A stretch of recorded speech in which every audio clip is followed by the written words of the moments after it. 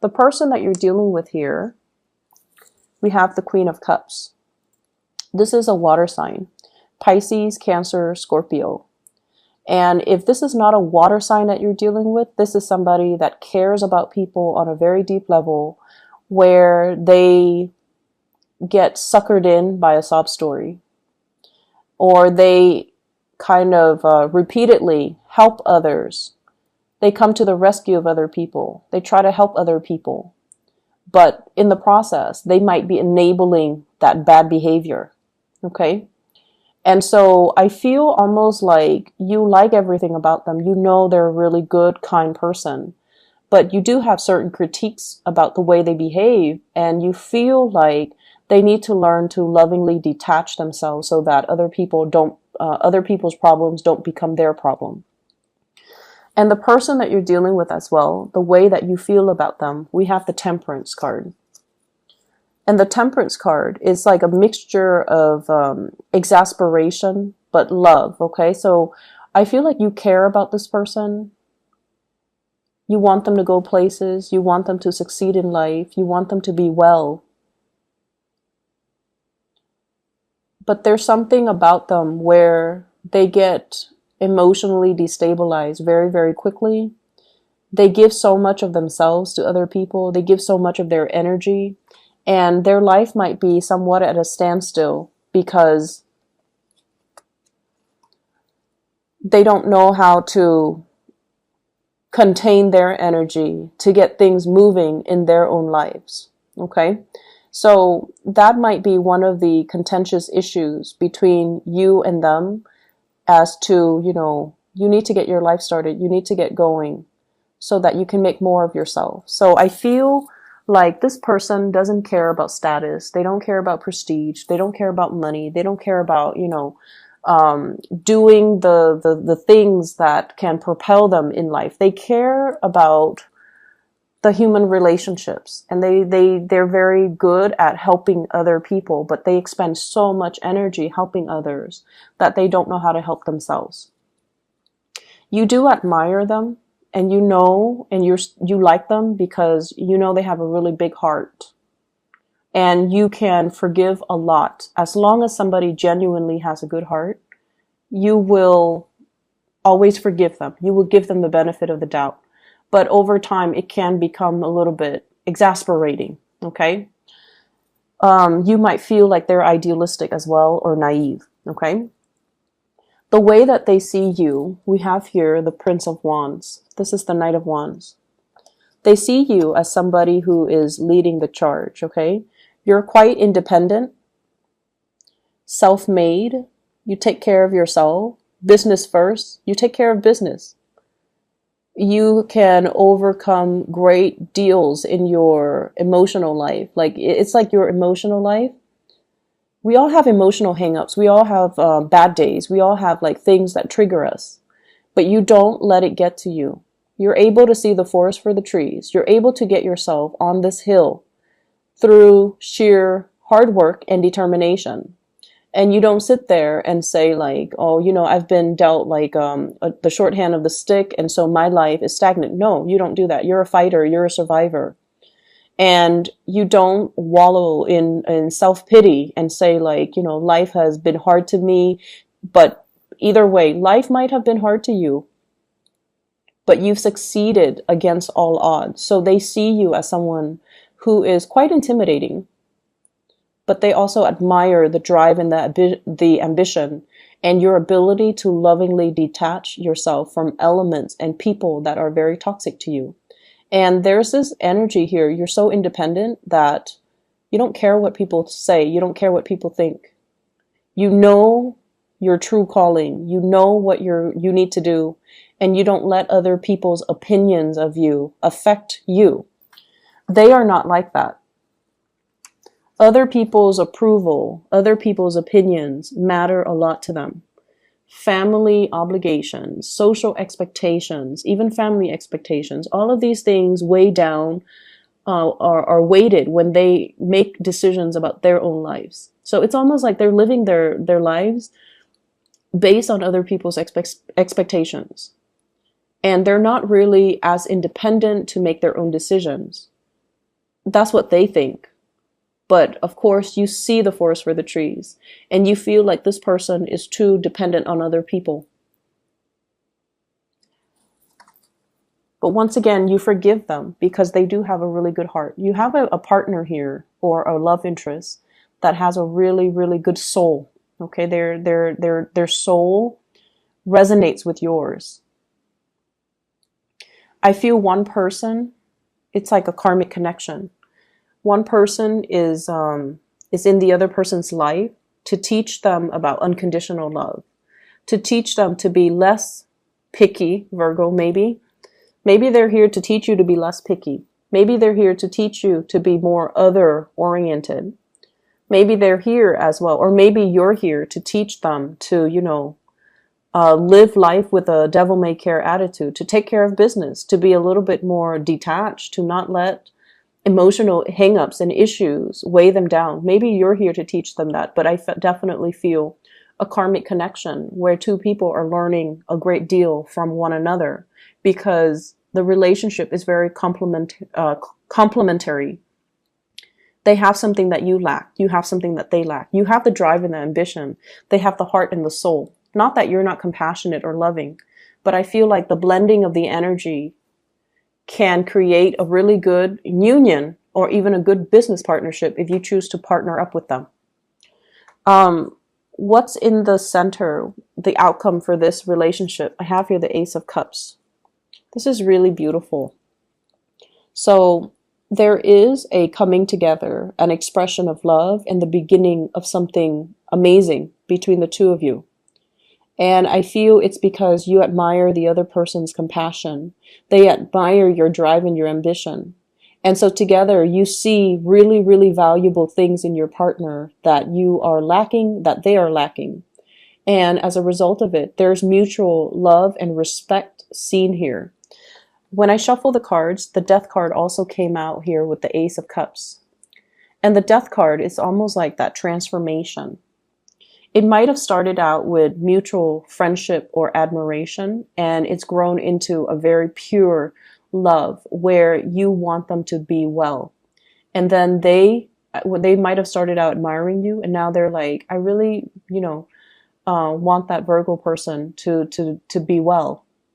And so there's a really strong connection between you and another person, and you definitely should pursue it. I see them as somebody who's a little bit more receptive. Okay, they don't really take initiative, it seems. And that might be a cause of frustration from your end. They don't really take initiative. The water energy is a very receptive energy, especially with this Queen of Cups. It's somebody that is like, they're very emotionally expressive. They're very emotionally intelligent. They know what they feel at all times. But in terms of actions, getting things started, getting things moving, they drag their feet.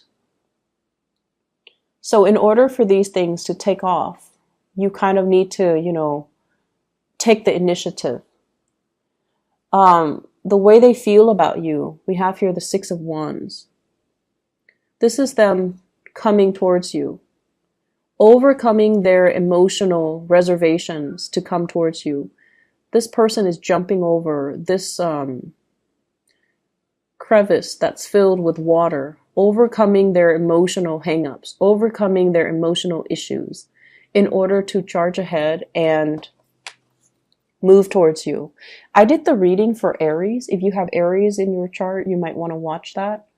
If you're dealing with an Aries, you might want to watch that because this is you waiting for them to get their career started, waiting for them to overcome their hang-ups, to overcome the stalled energy, to overcome their inability to move things along. You're waiting very, very patiently. You're at the pinnacle of your success and you're waiting for the other person to catch up. And in a sense, you might start to sense that your life is put on hold as a result of waiting on this person. But they are going to be catching up. It's going to be made very, very clear to you that they're going to meet you where you are. Okay, they're moving right behind you and they're going to catch up to you. And so there is this outpouring of love and appreciation where two people are basically finally aligned, finally on the same page. If in the past there has been a lot of stop and go, and if in the past they might have been, tied up with past emotional hangups, this is the month or the week, I would say the month, as we move into November, where they're not making any more excuses from their end.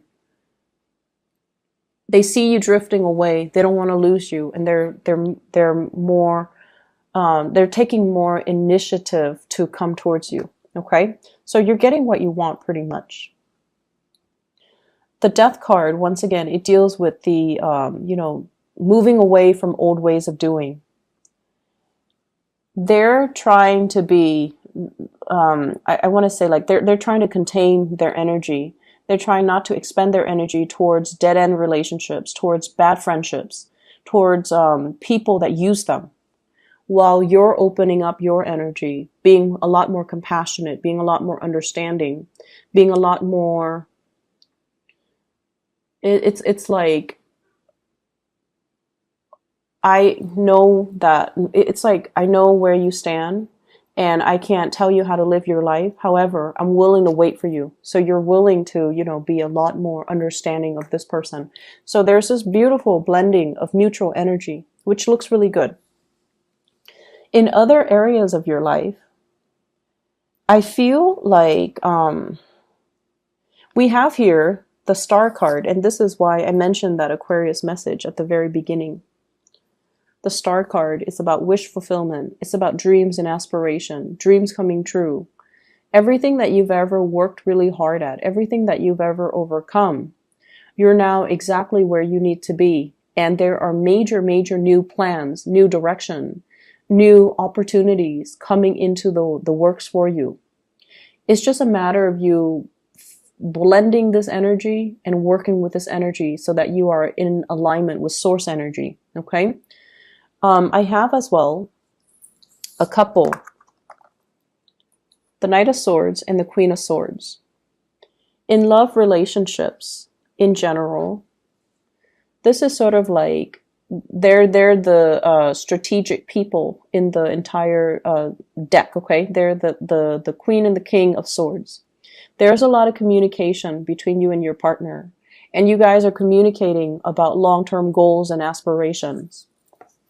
Communicating about this. How do we get ourselves where we need to be? How do we fulfill our dreams? Not only as individual, but as a relationship unit. And I also feel as well, healing relationships, healing past trauma, healing family issues as well. What I feel, though, is there's a very strong person, an air sign in your midst, possibly an Aquarius. So Aquarius, Gemini, Libra, Sun, Moon, or Rising.